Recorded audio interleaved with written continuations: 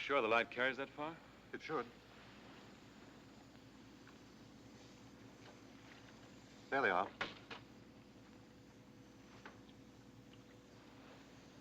What'd you say? Says they're all set, sir. Tell them we're coming in. Come on.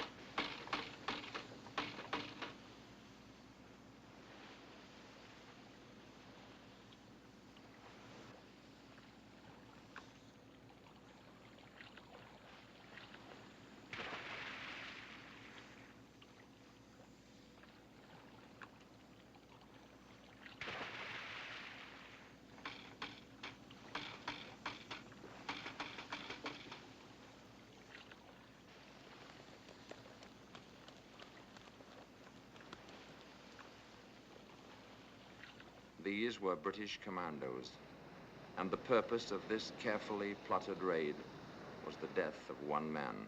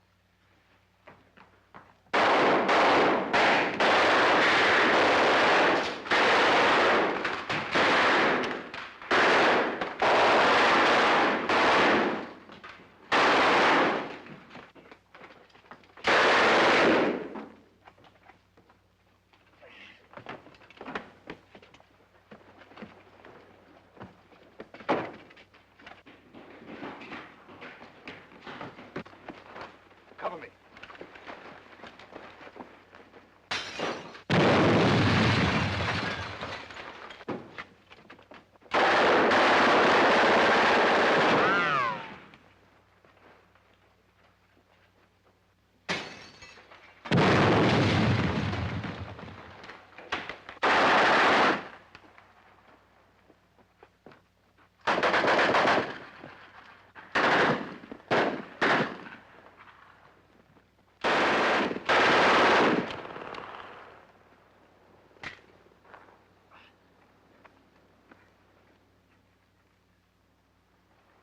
no use. Go on. Get out of my arms. No use, I tell you. Get out of here.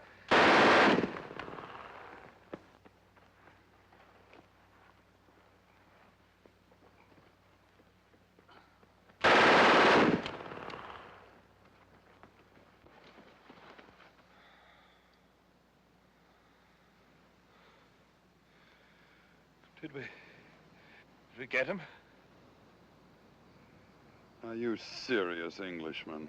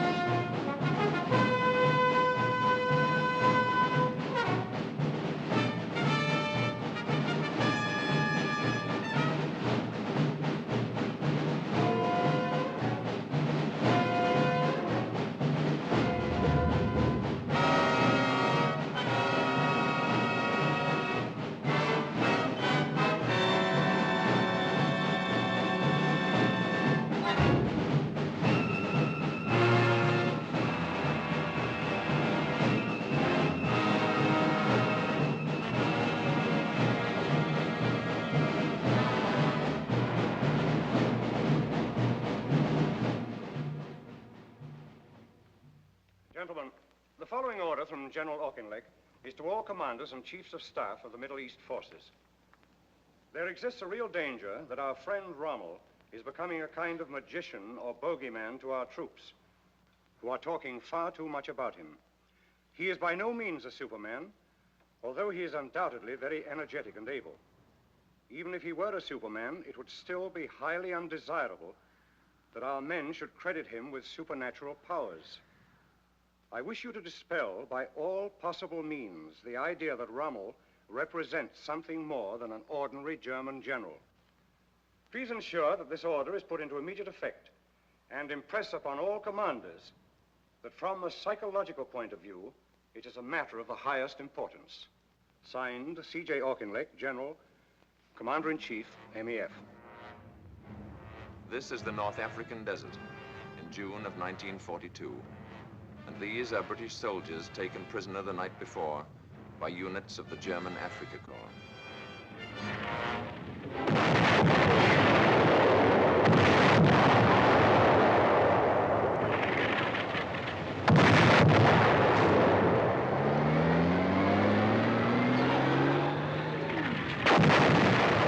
Run, you fool, run!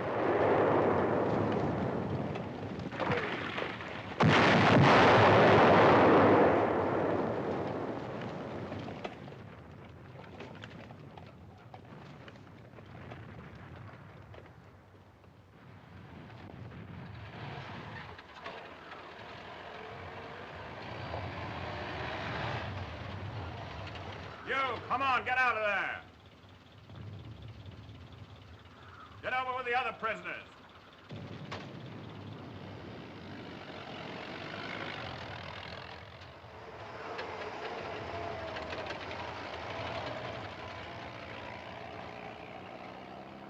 Who is the senior officer here? I am, I suppose. Come with me.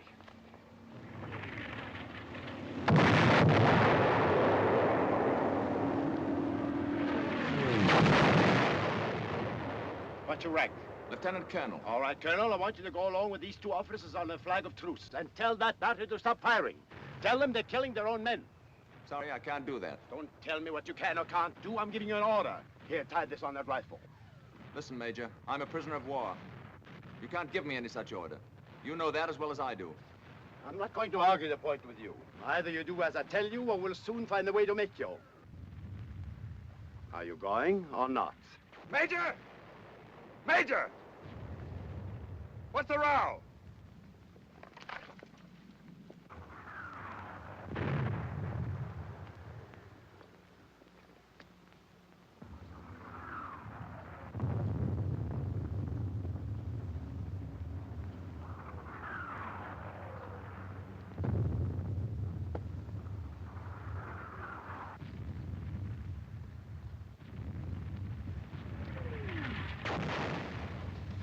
your marshal said, you're right. Field Marshal?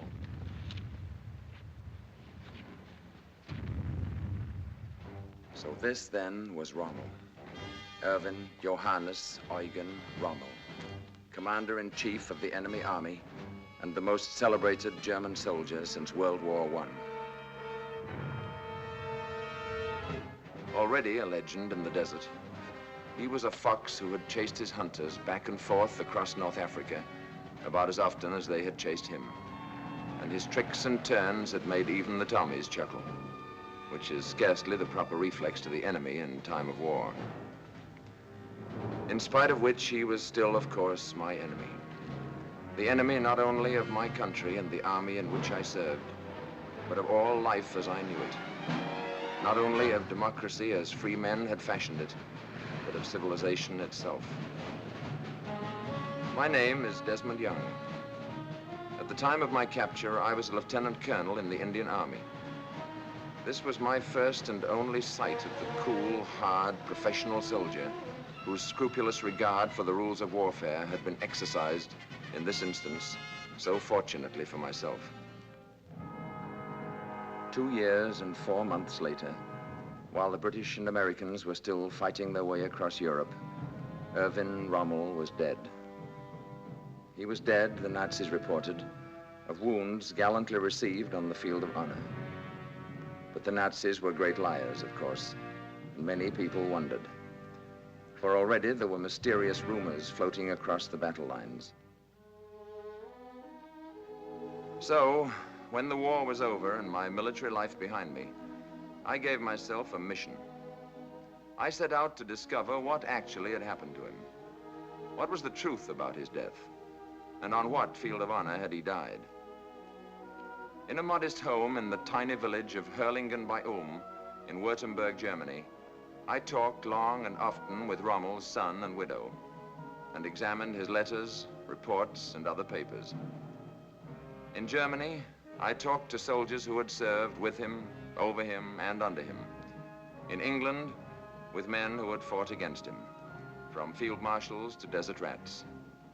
And in both countries, of course, I went to the official records.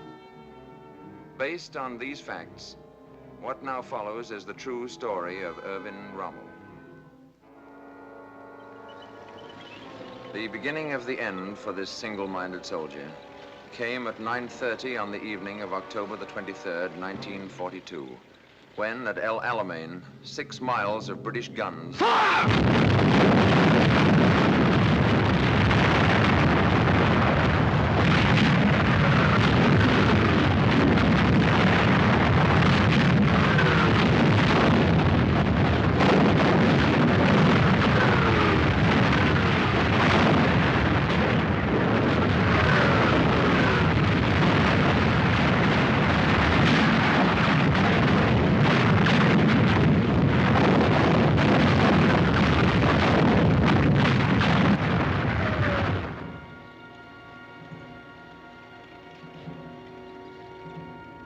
I discovered that actually Rommel was not in Africa when the storm of battle broke. Suffering from a chronic diphtheria of the nose, he had been relieved of his command a month before and flown back to a hospital in Germany. But when the telephone rang at his bedside and a familiar voice from Berlin called on him once more, he rose and was in a plane on the way back to the desert within hours.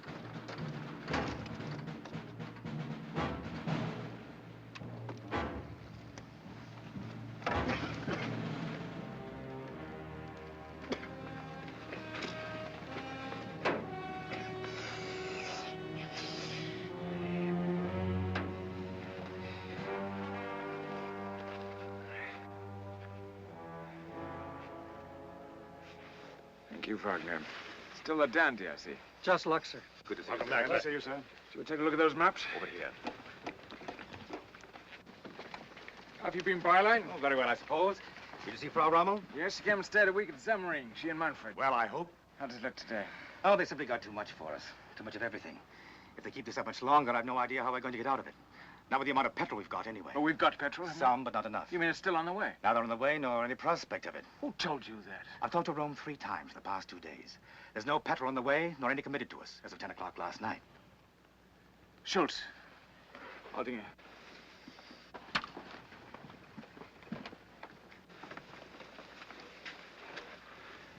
What about the tanks? Did they come? None.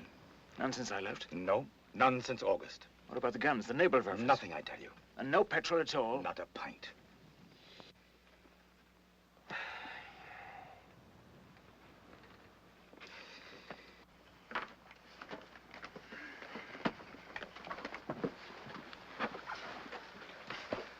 This is correct in the hour. Give me a stool, will you?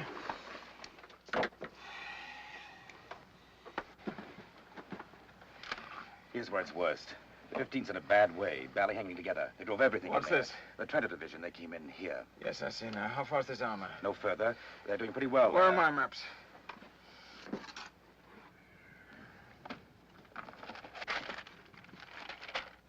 Bring the 21st and Ariete north through here. Move the 90th and Trento forward here. So they'll hook up. That's right. Now tell me this. Is Montgomery sending his infantry in first again? Naturally. And then the armor? That's right. Then let's give him a surprise. Let's send our tanks in first and blow a hole through that infantry. If it works, we'll be on top of his tanks before he knows what hit him, with our infantry pouring in to polish it off. Very good, sir. If it doesn't work, we'll know better than to try it the next time. Come on, Haldinger. You're not going up now, are you? Don't you think you ought to turn in for an hour or so first? After 3 weeks of being turned in, Where away, sir? let's head north and go in with the 21st.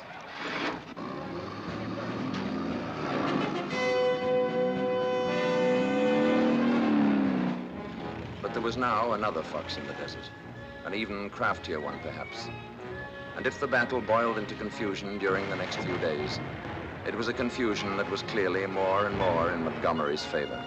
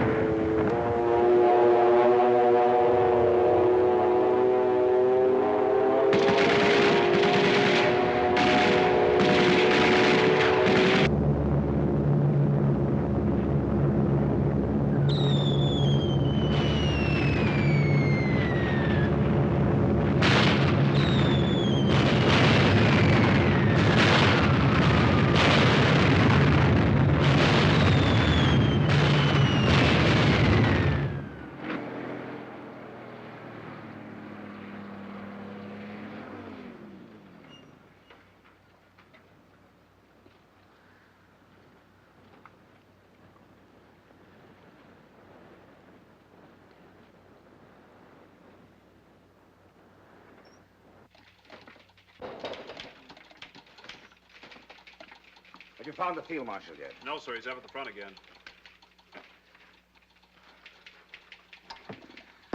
I don't know how the men in the line feel about it, but so far as the staff is concerned, I'd just as soon have a commander-in-chief with a little touch of cowardice about him.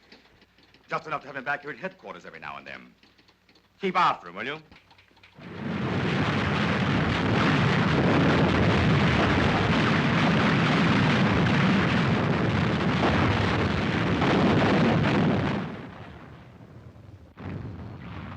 By the 10th day of the battle, not even Rommel could have any doubt as to its outcome.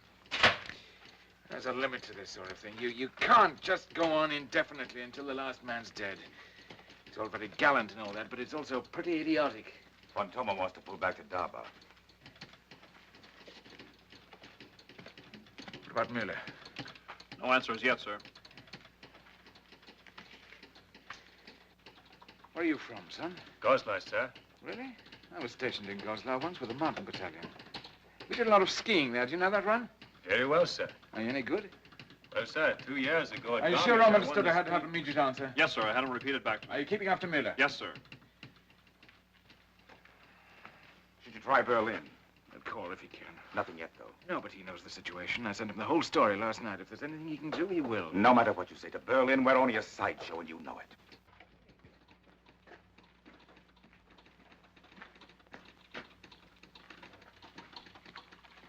Well, what?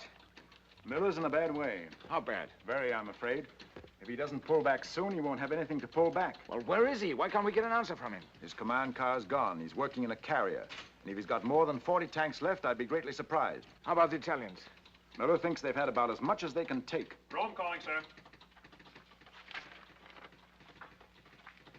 Well? Field Marshal Kesselring regrets.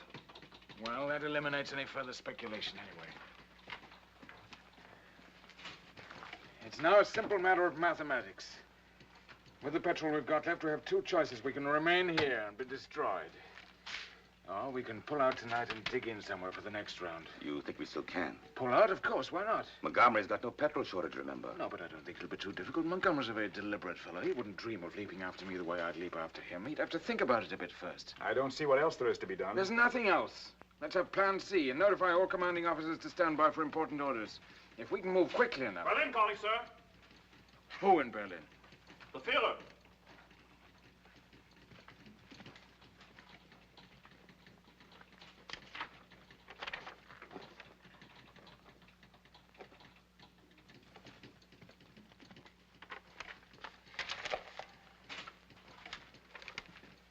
Signed Adolf Hitler. The situation requires that the El Alamein position be held to the last man. There is to be no retreat, not so much as 1 millimeter. It must be victory or death. I can't believe it. We still got Berlin? Yes, sir. Ask him to repeat that message. Yes, sir. I know, but it's not him, I tell you. It's those hoodlums again, those thieves and crooks and murderers, those toy soldiers, those dummy generals with their books and charts and maps and pointers. How can he listen to such nonentities? How can he even stand the smell of such filth? Why doesn't he slaughter the lot of them and use his own intelligence? I have your repeat, sir. Well, go ahead, read it. The situation requires that the El Alamein position be held to the last man. There's to be no retreat, not so much as 1 millimeter. It must be victory or death, signed Adolf Hitler. It's incredible. You're not going to pay attention to such nonsense, are you? It's an order, Byline, a military order from General Headquarters. A clear, straight, stupid, criminal military order from General Headquarters. And what are you going to do? Double the insanity by obeying it? We've got the best soldiers in the German army here. They may be just hanging on now, but they're still a force. They're still fighting. If we take them out now, they can fight again tomorrow. But this is sheer madness. It's out of the Middle Ages. Nobody has said victory or death since people fought with bows and arrows. Why, this is an order to throw away an entire army. If I may remind you, sir, here in the field, these men are yours, not his. I just can't understand it. I can. He's insane. He's not insane. He's... But neither am I.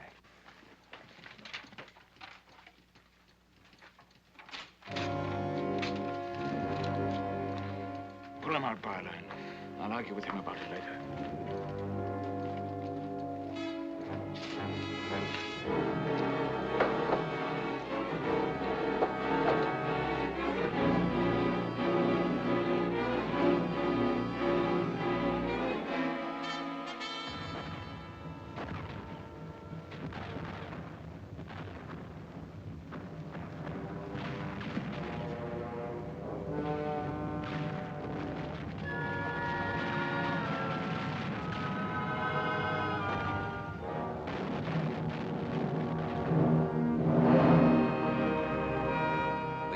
Came in Tunis, when the Axis forces were caught between the British, the Free French, and the Americans under Eisenhower, and surrendered unconditionally. But the Africa Corps went into captivity without its leader. For, a month before the end, Rommel had again fallen ill and been invalided back to the hospital in Germany.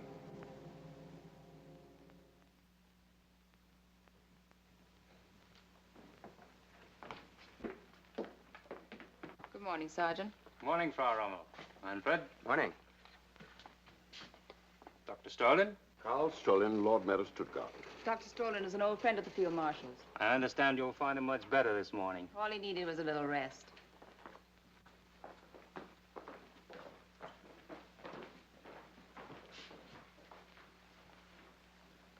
Frau Rommel, Manfred Rommel. And Dr. Karl Strolin. From Stuttgart? Not only from, but Lord Mayor of. And don't tell me he's on the list.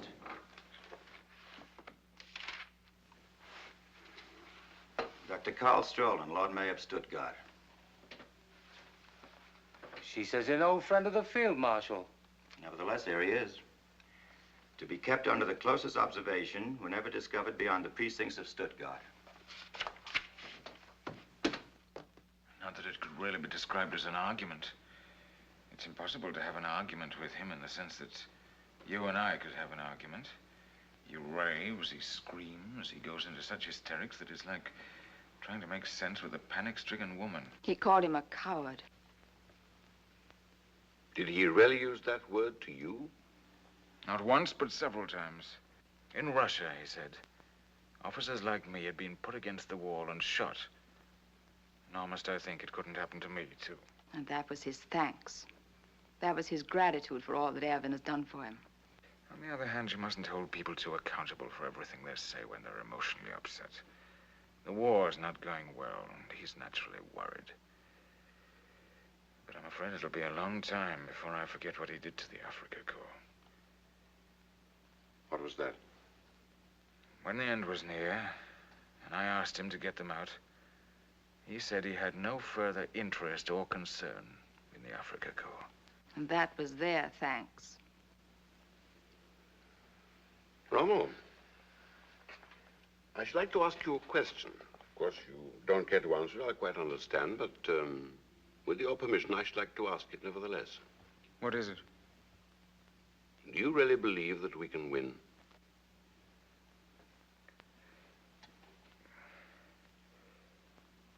I'll tell you what he believes.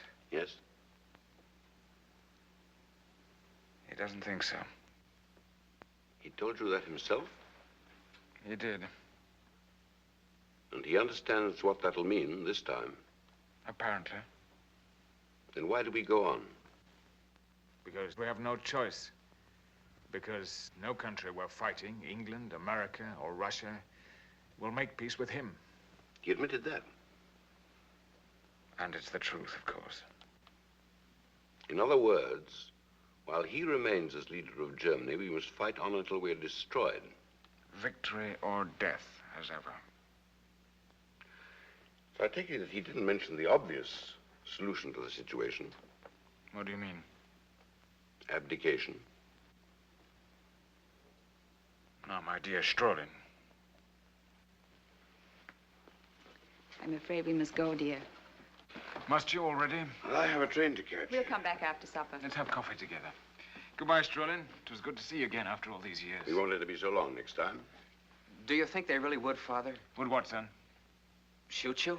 No, of course not. That's just his wild way of talking. You mustn't pay any attention to that. Or shoot his greatest general. You shouldn't have said that in front of him. Come along and stop talking nonsense. Until this evening, dear? Come earlier, will you? He's a good-looking boy, isn't he? A very nice boy, too. But were you entirely truthful with him? About what? When you told him that he would never put you up against a wall? But of course. Has the possibility ever occurred to you that he might turn on you? But why should he? He's turned on others. He'll never turn on me. What about some of those fellows around him that don't like you? Himmler, Bormann, and that crowd. Don't they ever influence him? Very often, indeed. You don't think it's possible they might influence him against you someday? It's possible, yes, but I don't see that it's very likely. But in the remote possibility that they did, have you ever considered what might become of Lucy and Manfred? I've never thought about it. But what on earth are you getting at, anyway? I think you should. That's all. You haven't changed a bit, Doctor. You always were something of an odd fish. But there's no need for you to worry this time. We're in no danger, none of us. And if you'll take a word of advice from an old friend, you better not talk like that to everybody. I don't. Only to those I know very well and am very fond of. Goodbye, Rommel. Goodbye, Strolin. Come again if you can. I'll try.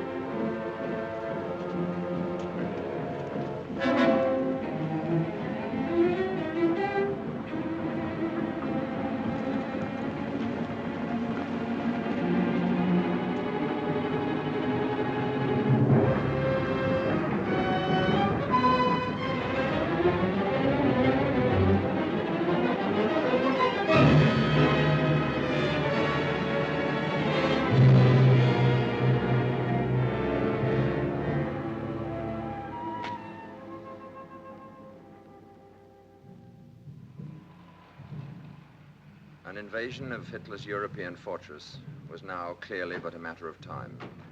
And in November of 1943, Rommel made a tour of inspection of the Atlantic defenses, preparatory to taking command of the Nazi forces that were gathering to resist the assault.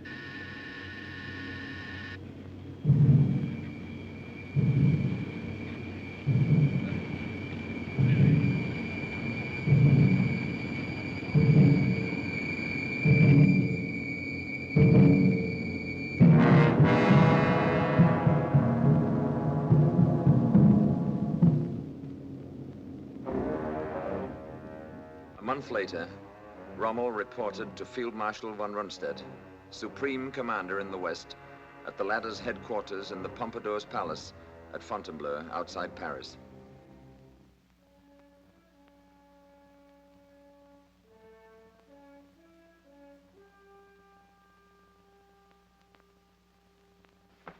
Field Marshal von Rundstedt, gentlemen.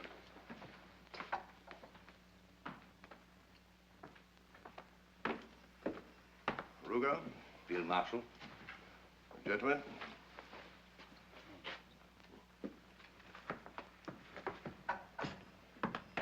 Good to see you, Rommel. Field Marshal. Well, now that you have had an opportunity to examine it closely, what do you think about Atlantic Wall? I'm afraid I haven't quite completed my report yet, but... Then we'll discuss it later, whenever you're ready. I don't imagine the mighty Eisenhower will be on us for another day or so anyway. Wasn't too much a tax on your strength, I hope? Not in the least. I'm entirely recovered now, thank you. I'm delighted. You're being well taken care of, gentlemen? Yes, indeed, sir. Bao, will you be so good as to divert our friends while Field Marshal Rommel and I have a few moments of private meditation? Yes, sir.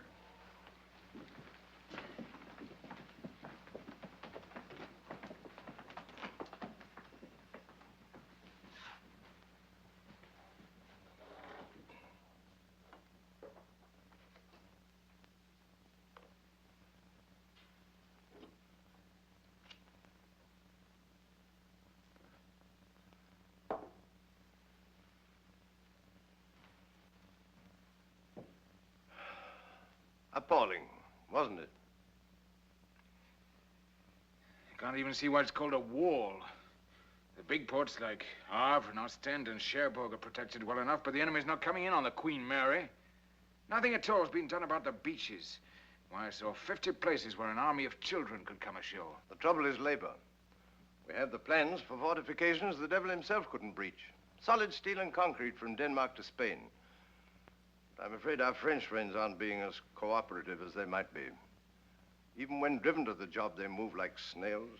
Either we break it up while they're still waiting ashore, or we're in trouble. Is that the way you'd meet it? Stop them on the beaches. Crowd the water with mines and traps and tricks and hit them while they're busy trying to keep themselves from drowning. Here. Down here. And here. I don't agree with you. But the difference of opinion will probably remain academic. As it happens, neither you nor I will determine the tactics in this operation. Not above the regimental level, anyway. You mean Berlin? I mean the Bohemian corporal himself is assuming sole and total command of this operation. You and I will function simply as instruments of his astrological inspirations. And in case you're afflicted with an understandable skepticism, this is official. But that's an utterly impossible situation. Then you should by all means explain that to him. You've made no protest yourself? After you've interfered a dozen times or so with a man's rather enthusiastic determination to cut his own throat, there comes a moment when you're inclined to stand back and view the whole matter with a certain detachment. You've no objection to my pointing this out to him, have you? On the contrary, I bestow my blessings on your courage and optimism.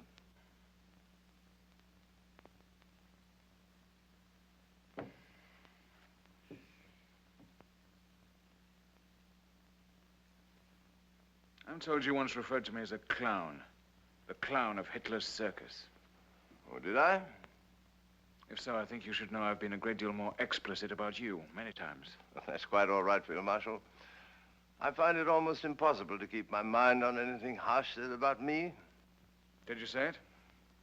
Whoever said it, you've given him ample reason to regret such a foolish remark. Thank you, Field Marshal. Not at all. Is there anything else? I don't believe so at the moment. One suggestion, perhaps, in view of our cordiality. If I were you, I wouldn't be altogether unguarded about what I had to say about this new strategic arrangement. I think you should know that from now on, you'll be under more or less constant observation here. From Berlin? Friends of the management, I believe. Have you any information as to why I should be singled out for such attention? Oh, but you're not. We all are. Apparently you didn't have it in Africa. But here on the continent, it's an honor that goes with staff rank. You too? My dear fellow, I'm the commander-in-chief.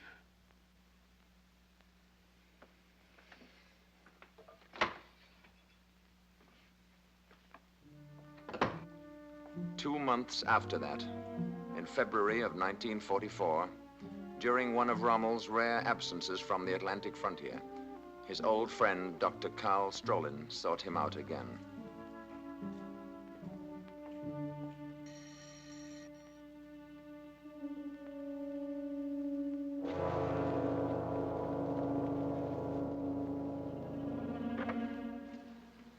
Good afternoon, sir. Good afternoon. Dr. Strolin to see the Field Marshal and Frau Rommel. Come in, sir.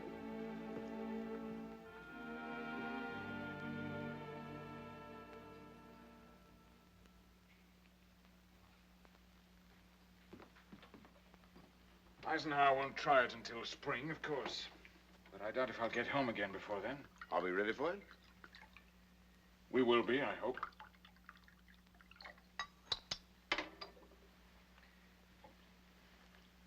To your very good health, Doctor. To yours, my dear Rommel.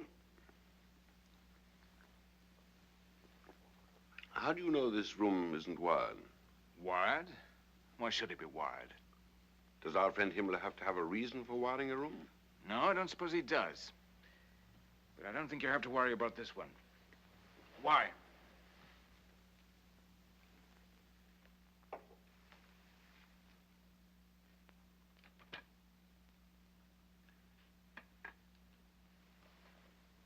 Because I want to talk to you without being overheard. About what? About the Hitler situation. If this is politics, Strolin, I don't want to hear it. Had you rather see Germany destroyed? It's not a matter I want to discuss, I tell you. And I'm surprised at you. That's a communist position. Oh? Is it? Defeat against him, all that sort of thing. Unite us. Would you call General Beck a communist? Of course not. Or Karl Gödler, the Lord Mayor of Leipzig? I've never heard that he was. What about Falkenhausen? No, but... What about Heinrich von Stupnagel? No. And von Neurath and von Hassel? Are they communists? Are you trying to tell me seriously that men like that are questioning his leadership? Not just questioning it. They intend to end it. You mean you've talked to those fellows yourself? To them and to many others, and not only soldiers either. Churchmen, labor leaders, lawyers, doctors. Members of the government even. Not too many of them, but sound men. Every one of them. How long has this been going on? Since 38. And what exactly are you after?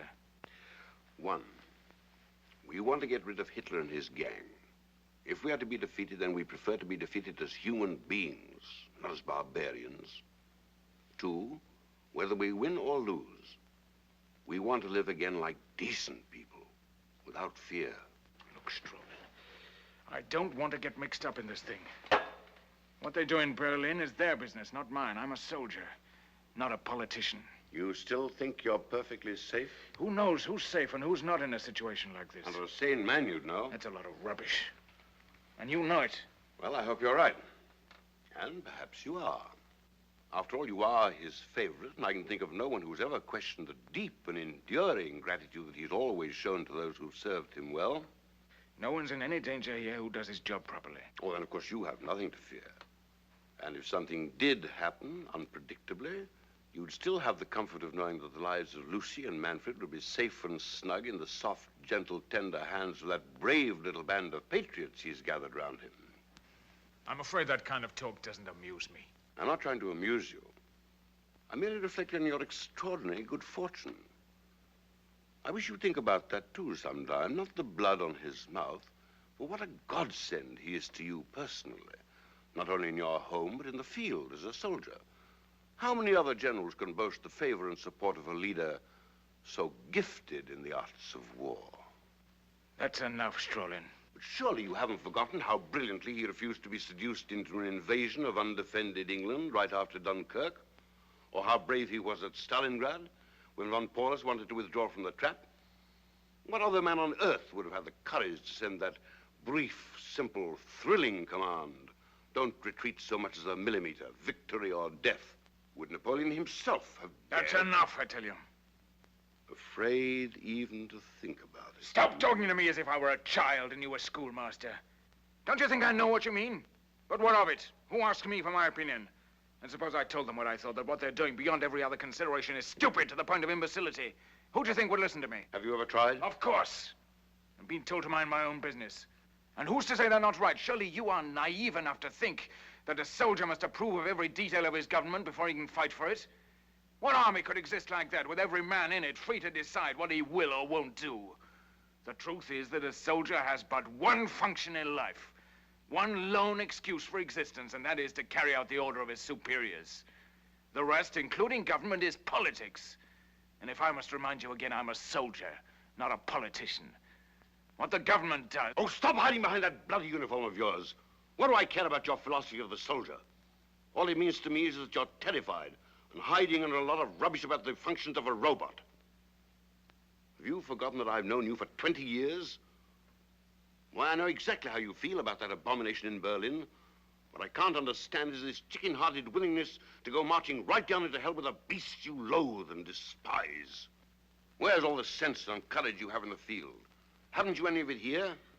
I think you better get out of this house. Now. Not until you've shown an old friend the decency of honesty with him. And if reason won't work, very well then I'm prepared to go further. I've no intention of stirring from this room until the truth has passed between us. Or had you rather I call the guard and charge you? That you will never do. And may I ask why you know so well what I will or won't do? Because Lucy told me that you wouldn't. You've already talked to Lucy about this? Of course. And she sent you to me? Not at all. She merely told me how you really feel about our sainted leader and his glorious reign over Germany.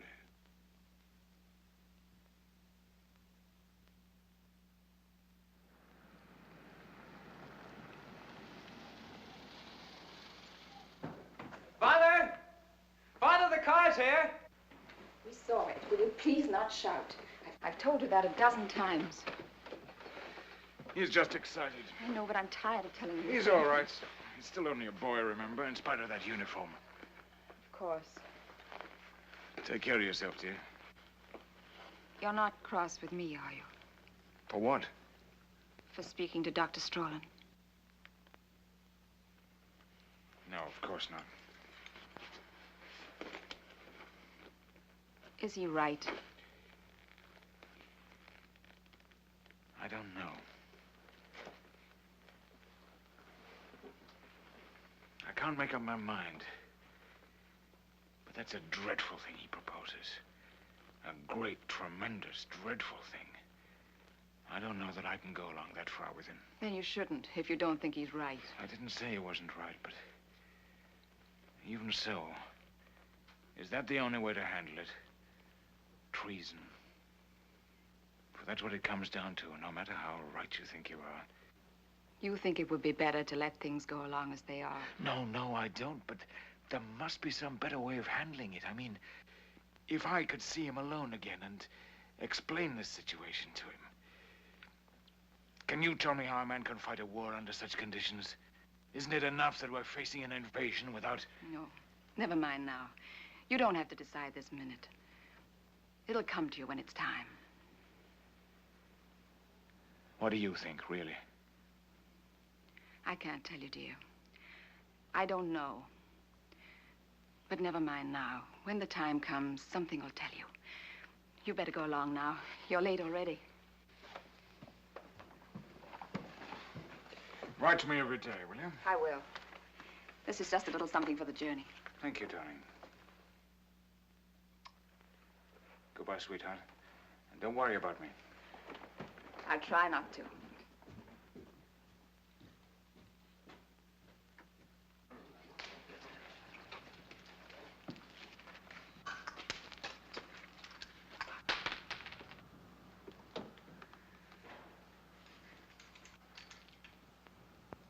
That's all, please.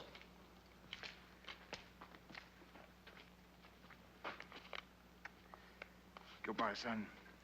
Take care of your mother. Be a good soldier. Make me proud of you. I'll try, Father. Are you going to bring us back Montgomery? The minute he steps ashore. Goodbye, darling. Goodbye, darling.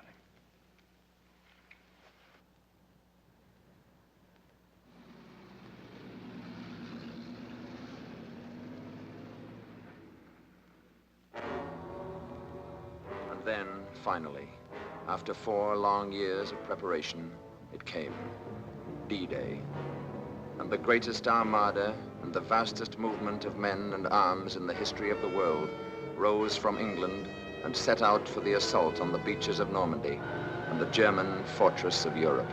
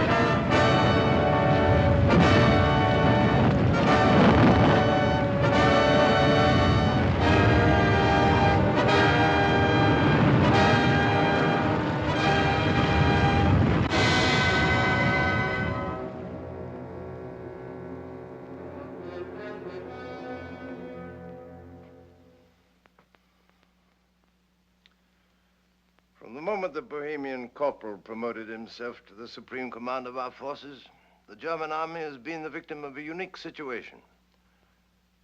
Not only too many of the enemy, but one too many Germans. You don't think he's ready to give us the 15th Army yet? I don't see how he can, under the circumstances. His astrologers have informed him that this is only a feint, that the real invasion is yet to come, north of Calais. The 15th Army is sitting on those cold beaches up there, waiting for an invasion that has already taken place, is an excellent example of war by horoscope. We've got to have those troops. If we're not allowed to maneuver, we've got to be able to support these positions. We've got to see him again about it. I tell you this in confidence, Rommel. I don't think anything we can do would be of the slightest use. The pattern for defeat has already been set. Hold fast.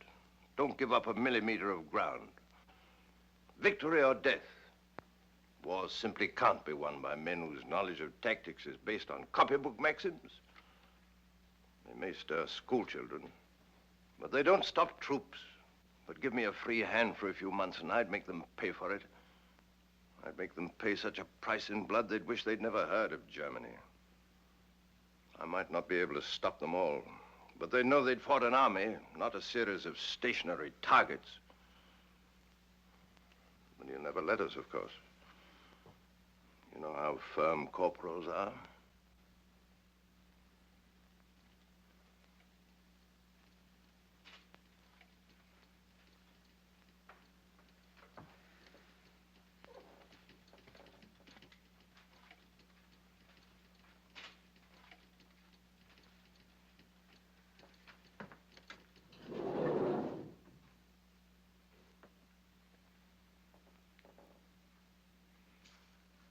Do you happen to know Karl Strolin?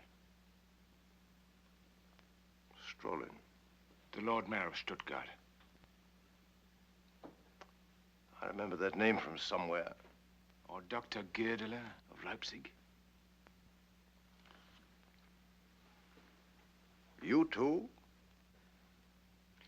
Every day that passes, every minute of the day, convinces me more and more that theirs is the only possible solution. Your words, you must understand, mystify me.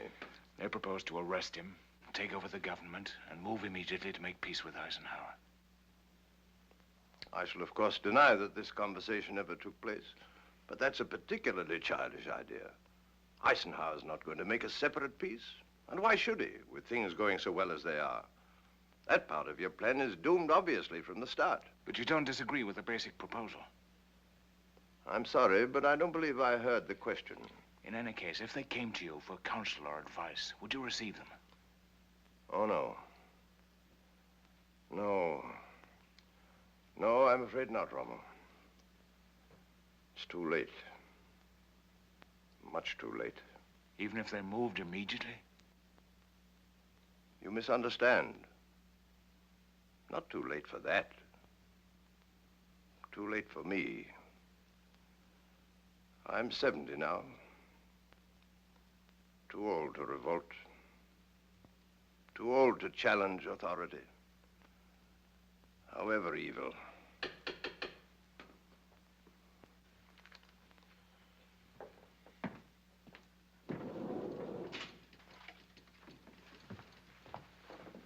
Berlin calling, sir. Marshal Keitel.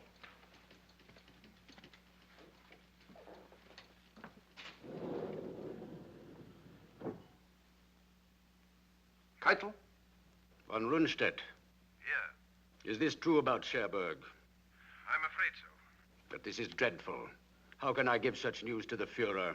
You've reported misfortune to him before. Why should this one present such a problem to you? But that's just it. We've had nothing but bad news for weeks. Isn't there any good news I can give him at the same time? Have you checked on the Russian front this morning? We're not discussing the Russian front. We're discussing yours. This whole situation in the West becomes worse with every report. I'm actually embarrassed to have to give him another disappointment like this. Can't you think of anything we can do about it? Certainly. Give us those 90 divisions of the 15th Army who are sitting around Calais playing cards. You know that's impossible. The Fuhrer has already explained the necessity for leaving them there. Very well, then. Give us permission to pull out of Normandy and set up a line that we can defend properly. Your orders are to fight where you are, and that's exactly what he expects you to do. Is it possible you have no better suggestion than that? One very much better, in fact. Make peace, you idiot.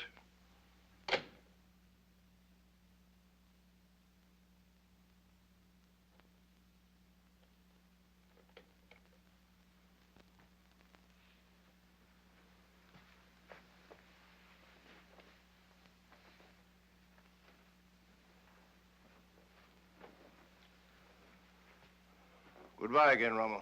He'll never report that. This very instant, he's knocking at the corporal's door, whimpering with happiness. You must never forget this, my dear fellow. Victory has 100 fathers. Defeat is an orphan. Within 24 hours, you'll be named my successor. And I extend to you my deepest sympathy. That's nonsense. He'll never let you go.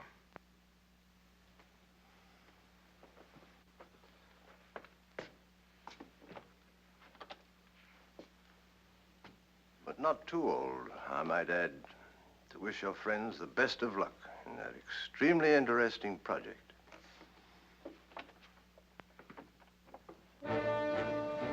Meanwhile, with their beachheads irretrievably secured, Allied tanks and men had fanned out across France and begun their race for the Rhine.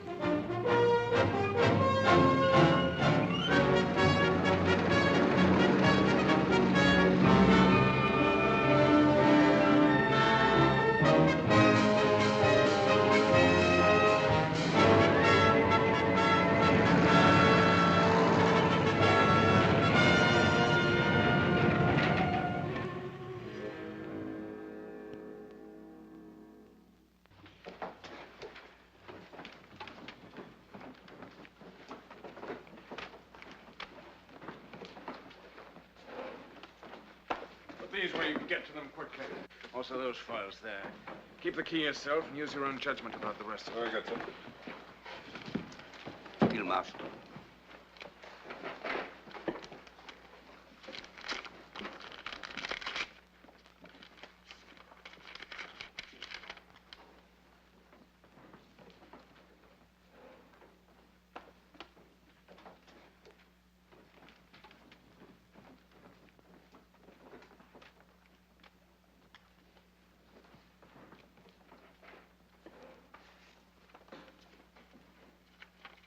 Where is he?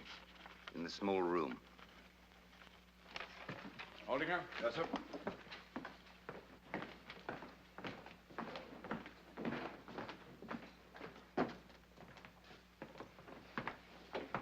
Colonel, I'll try to be as brief as possible, Field Marshal. Perhaps you better keep an eye on the corridor. Yes, sir.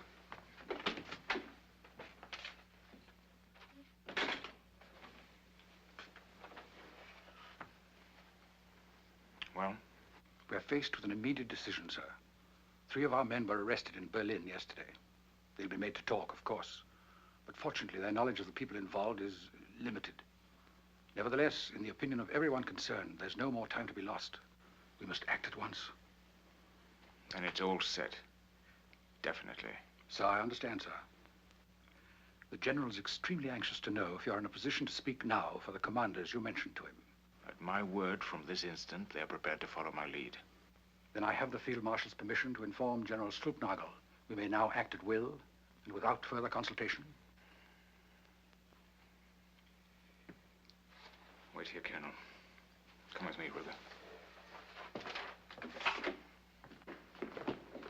Clear this room, all. Yes, sir. Outside. Never mind about that. Outside. Field Marshal Rommel speaking.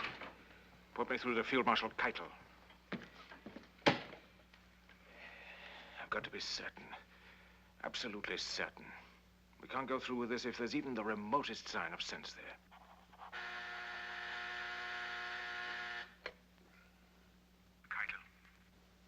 Rommel? Now listen very carefully, Keitel. I've got to see the Führer at once, somewhere in France. I can't explain on the telephone, but you must make him understand that it's a matter of the greatest urgency. I suggest tomorrow morning. On June 17th, they met in Hitler's underground stronghold at Magival, near Soissons. This is an extremely difficult duty, my Führer. But circumstances leave me with no choice. We've reached a crisis on this front that calls for a decision on the very highest level. But you've said that. You've said that before. And every time I talk to you, we're facing another crisis. When the enemy has overwhelming superiority on land, at sea, and in the air, and continues to grow stronger with every hour, while we grow weaker at the same rate, that to me is a crisis by any standards that I understand. A crisis that should be examined promptly and realistically. That's you. That's you, like always. When everything's going well, you're willing enough. But at the first sign of a difficulty, you become a defeatist, complete defeatist. Are you perhaps interested why you didn't succeed von Rundstedt? This is why! It maybe have been better if I had replaced you altogether. Have you perhaps a little confidence in me? More, it would seem, than the Führer has in me. May I continue? And what my Web bombs are doing to London, has no one told you? No one? Yes, sir. But why not to the beachheads? Because that's not their purpose. They have not that accuracy. They need a whole city for a target, and they cannot miss. Then why not the embarkation ports? Plymouth, Southampton, Portsmouth. No! That's exactly what I mean when I say you're no good at thinking above the battlefield. The British don't care for those villages. It's their London that they love. They don't want to see it destroyed the way I'm going to destroy it. In 2 more weeks, remember my words, they'll be screaming for surrender. Just wait, you'll see. To continue, sir. The struggle is over on this front. Within these 2 weeks that you mentioned, you must be prepared to see the enemy break through our lines and push out into the interior of France. Militarily, the end is already in sight. We have nothing more to throw in. What is it you're proposing? That we surrender? I give you the facts, sir. I only ask that you draw the proper conclusions. Proper to whom? To you! I suggest to you, Rommel, that you confine your genius to fighting. And leave the conduct of the war to those who are responsible for it. My apologies, sir. Now, if the Führer will honor me with his advice. That V-weapon, for your information, happens to be only the first in a whole series of weapons that will completely revolutionize all warfare. I have a second 100 times as powerful and a third in mind. 1,000 times more destructive than the second. But the crisis under discussion is now, sir. I have a dozen others, all of them capable of turning the whole course of the war. But what about now, sir? What are we to do tomorrow morning? While you've been deciding that all is lost, we've been working miracles, determining the course of history for centuries to come. In the workshops, in the laboratories, we've been turning out machines of destruction such as the enemy has never dreamed of. I have one in mind. I have the weapon in mind.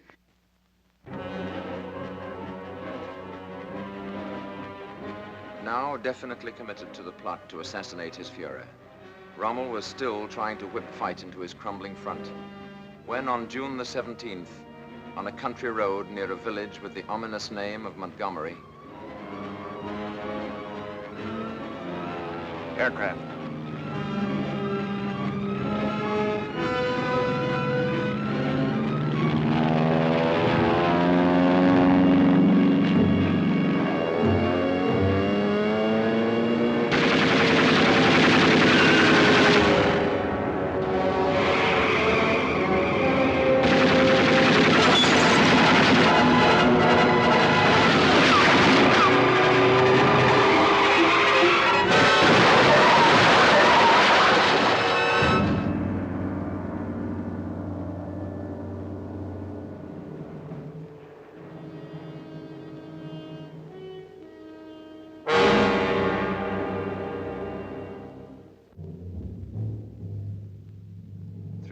later, on July the 20th, while Rommel still lay unconscious in a hospital in France, Adolf Hitler and his staff gathered for their fateful conference in a fortified barracks at his headquarters in East Prussia.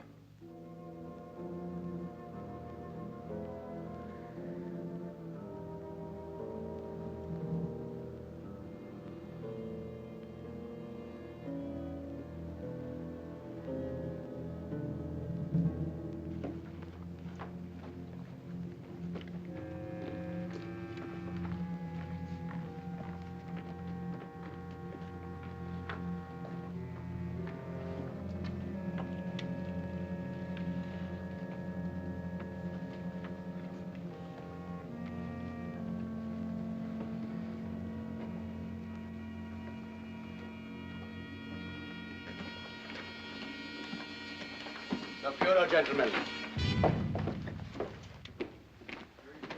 He handles his panzers like a cavalry officer. Thank you, gentlemen.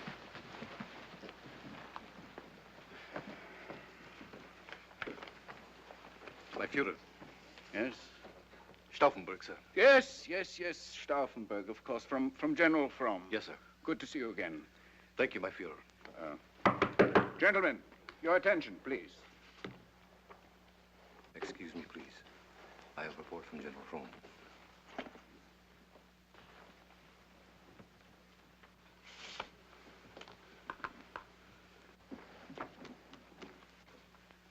Where's Scaring? On his way now, sir. Well, when you're fat, you don't move so fast. Huh?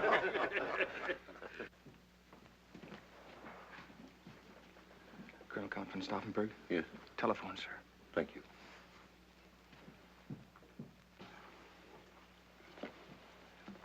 Excuse me.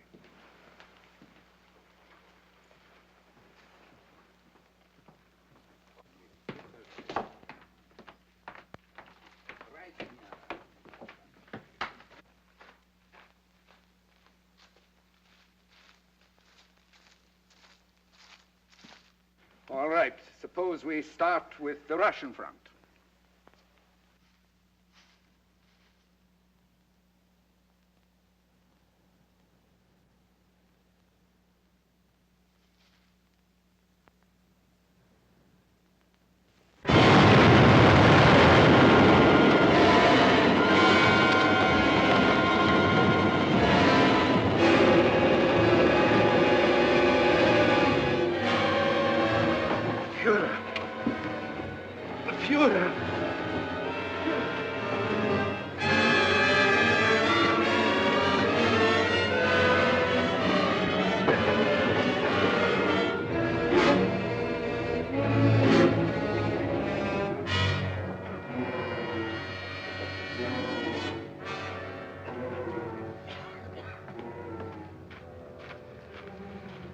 Are you all right, my Fuhrer?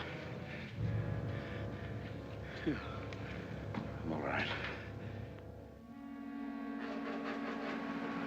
For that failure, 5,000 suspects paid with their lives during the few days that Hitler spent in hospital.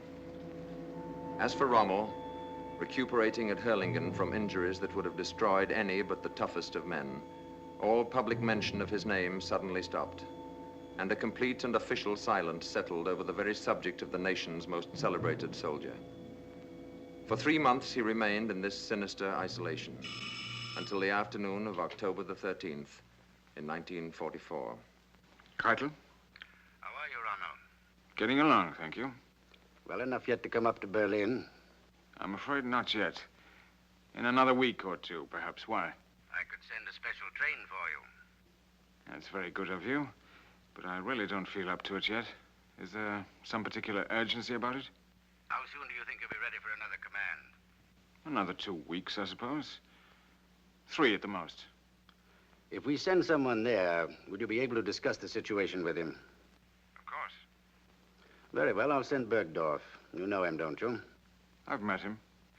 Suppose I have him drive down tomorrow morning. Would that be convenient for you? Perfectly. He'll have full information and instructions. Will you give my best regards to Frau Rommel? I will. And thank you very much. Goodbye, then. Goodbye.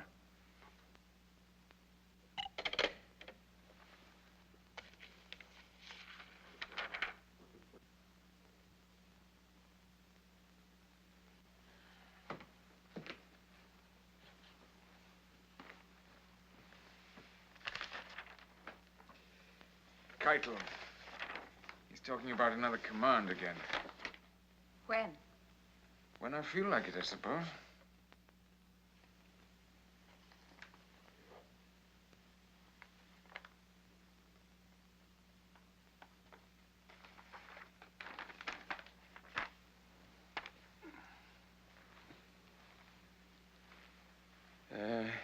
He sent his best regards to you.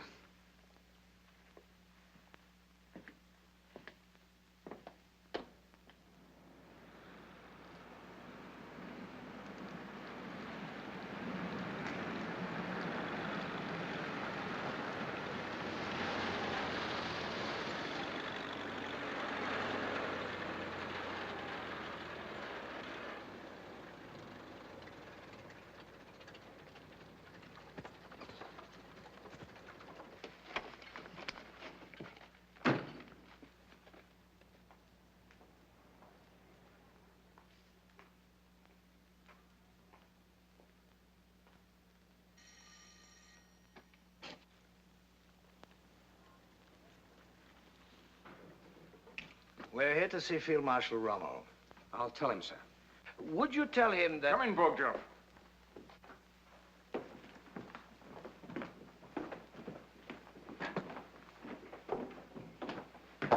Field Marshal? It's good to see you again. And you, General. I don't believe you've met my wife, have you? I haven't had the pleasure, sir. My dear, will you allow me to present General Burgdorf and General... Meisel, sir. General Meisel. This is my son Manfred and Captain Aldinger.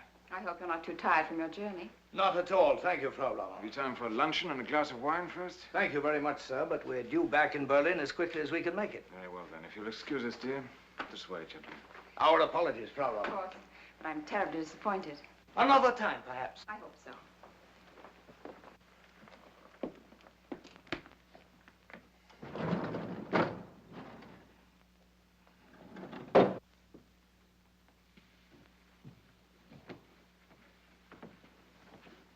I hope it's the Russian front, don't you?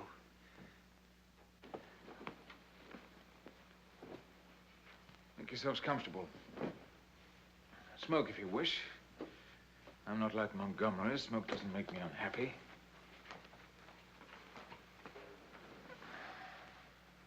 At your service, gentlemen. We come directly from the Fuhrer, Field Marshal. Yes? And what we have to say to you comes directly from his lips. Yes? Our instructions are to tell you first of his deep appreciation of your many heroic services to the state. Go on. And his regrets over your unfortunate accident. I was sure his silence since then meant only that there were more important matters on his mind. It's a pity that after such a record... If you'll forgive me, General, may we skip your reflections for the moment and get to the message you have for me? Of course, sir.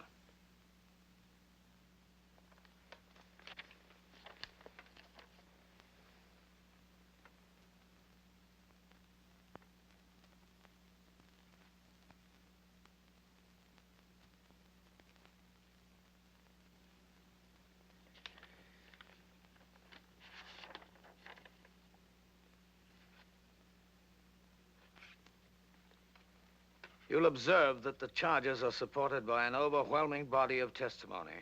I can read, thank you.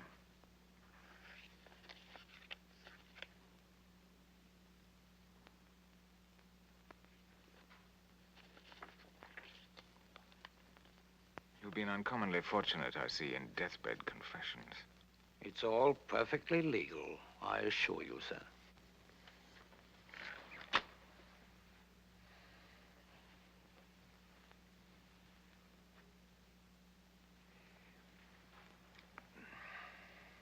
You may inform the Fuhrer that I look forward to answering these charges in court.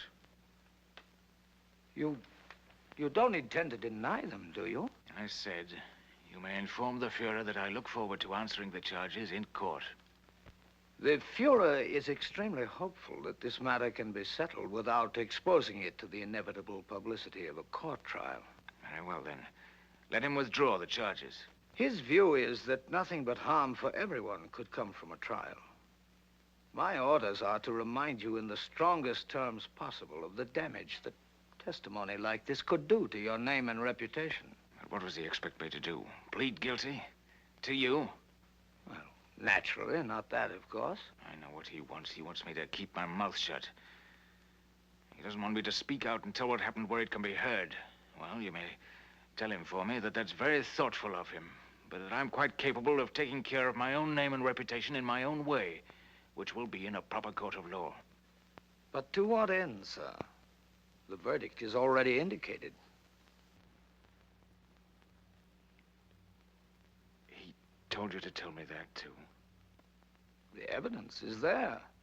What defense is possible? Then, what does he suggest? I think that before we go any further, the field marshal should be warned that this house is entirely surrounded. My order, sir. I'm sure you understand. And both of us are armed. What does he want done? His belief is that it would be to the best interests of all concerned if you should see fit to relieve the situation yourself, quietly and without delay. Go on. The advantages of a solution like that over an ugly exchange of recriminations in an open court are, in his opinion, several and obvious. Most important to him, of course, would be the preservation of your name and fame. And he would see to it himself that not the slightest suspicion would be attached to the way of your going. As far as the rest of the nation would know, you succumbed finally to your war wounds. That would be the official announcement. And the state would then honor your memory, and your family as well, with a generosity that would be historic. That was his word, historic. Your name would live on in the glory it once deserved, while your wife and son would never want for either safety or comfort as long as they lived. I have a choice. In a sense, yes. A choice to die now or later. It amounts to that, I'm afraid. How long have I to make this choice? We're due back in Berlin as early this evening as we can make it. The penalty in this case, I'm told, would be the garrote, death by strangulation. The drug I've brought with me is effective in 3 seconds and painless.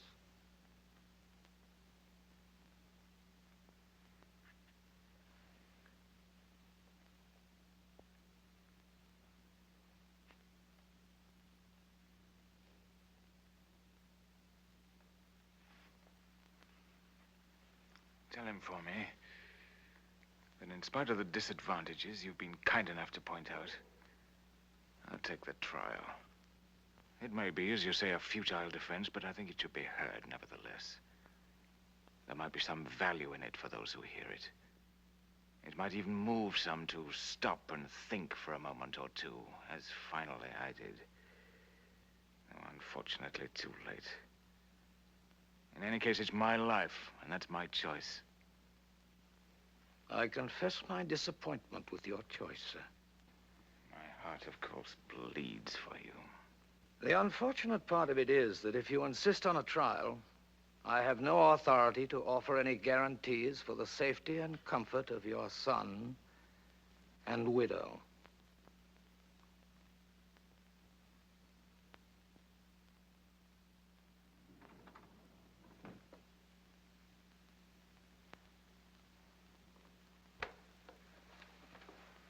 They're coming out now.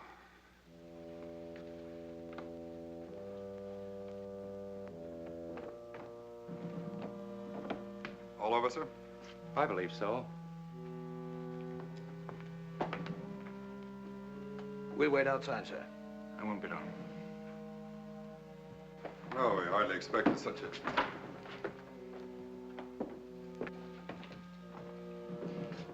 Over already? Wait there, please. I'll be down in a few moments.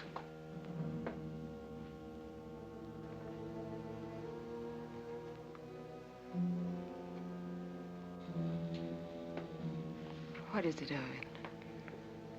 I want you to be strong, darling. I want you to be very strong and very brave. Do you understand? I've got to go away now, and I won't be back.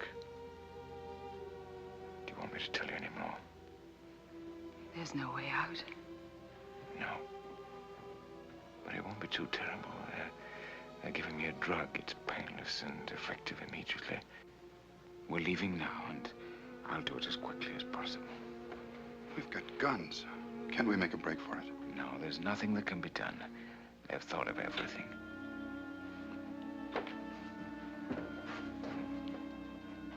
Well, at least we could get them. There's nothing to be done, I tell you. I've got to do exactly as they say. Yes.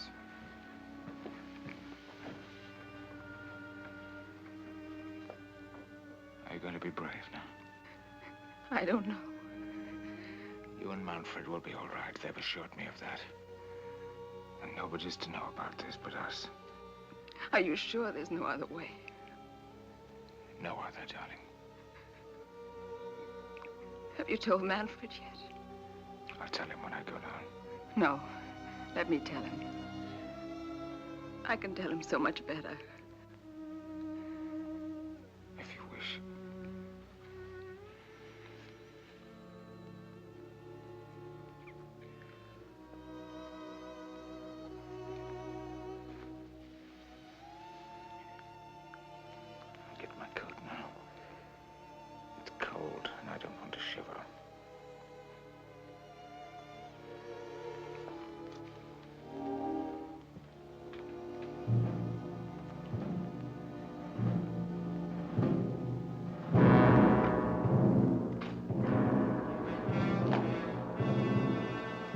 Marshal's coming out now.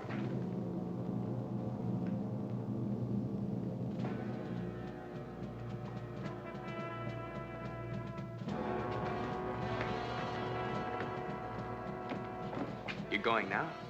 Why not? But are you well enough? Of course. I've just been taking it easy on you with your mother. Is it Russia?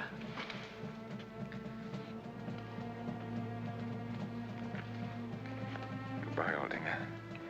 Old dear friend. Goodbye, sir. Take care of him. Yes, sir.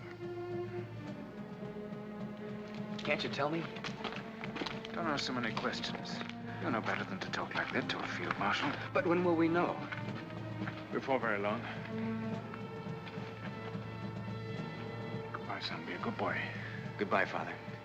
You'll stop them, won't you? We'll see.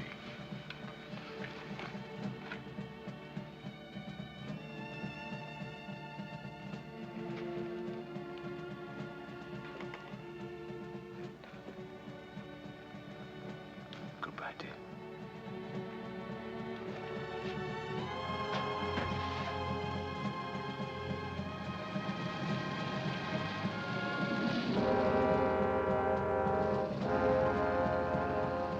During that last short ride, what may Rommel's thoughts have been? Were they bitter that he had learned too slowly and struck too late? Or did they go back to the desert, where his military genius had first electrified the world? First at Mikaeli, then Tobruk, yes, and even El Alamein.